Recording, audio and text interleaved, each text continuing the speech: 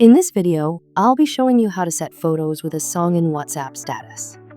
For that, you must have the latest WhatsApp installed on your device because this feature is only available in the WhatsApp March 2025 update. Still, this feature may not be available in some countries, so wait for a few weeks. Now, let's start by opening WhatsApp on your device. Now, click on the Updated tab at the bottom. Swipe the camera icon and choose a picture you want to add with music.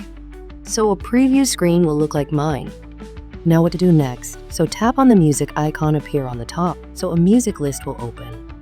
You can scroll to find music and use the search bar to navigate your favorite song or artist album. After that, tap on the right side arrow icon, and you will get a preview status screen.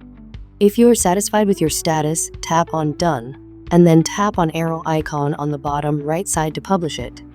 Now wait for preparing.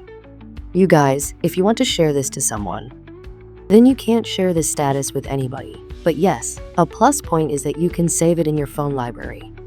So save your picture with a song and enjoy. Thanks for watching.